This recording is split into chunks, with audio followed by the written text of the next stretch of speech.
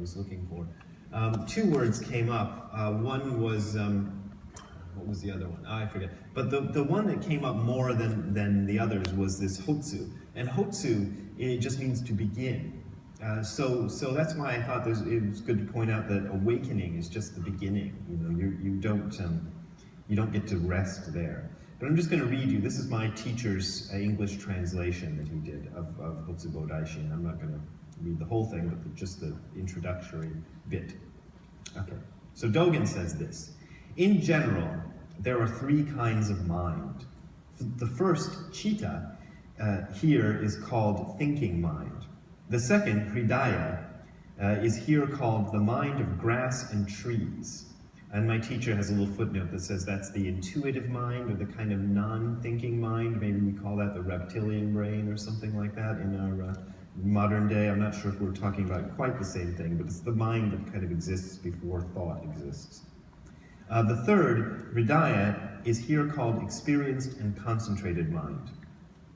Among these, bodhi mind, which is awakened mind, is inevitably established relying upon thinking mind. Bodhi is the sound of an Indian word. Here it is called the truth. Chitta is the sound of an Indian word. Here it is called thinking mind. And what he's doing there is he's translating Indian words for his Japanese-speaking audience. So it gets a little funky when you translate that into English. Without this thinking mind, it is impossible to establish bodhi mind. That is not to say that this thinking mind is the bodhi mind itself, but we establish the bodhi mind with this thinking mind. To establish the bodhi mind means to vow that, and to endeavor so that, before I myself cross over or become awakened and fully enlightened myself, I will take across all living beings. Even if their form is humble, those who establish this mind are already the guiding teachers of all living beings. This mind is not innate, and it does not now suddenly arise. So it's not something that you already have, and it's not something that suddenly appears. It's neither one of those things, which I think is kind of interesting. It is neither one nor many. It is not natural, and it is not formed. So it's not natural and it's not artificial. Where did we go?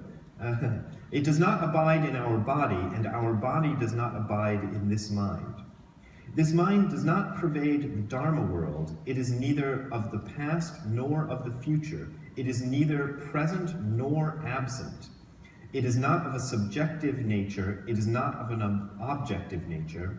It is not of a combined objective and subjective nature. It is not of a causeless nature. Nevertheless, at a place where there is mystical communication of the truth, establishment of the bodhi mind occurs. It is not conferred upon us by Buddhas and Bodhisattvas, and it is beyond our own ability. Establishment of the mind occurs during mystical communication of the truth, so it is not inherent. This establishment of the bodhi mind is most often able to occur in a human body on the southern continent of Jambudvipa. That's one of these mythical things that's in Buddhism, and if you ask me about that, I'll try to create an answer because there's no footnote for that one. Rarely, it also occurs in the 8 troubled worlds, and the 8 troubled worlds are the worlds of distress and hardship and things like that.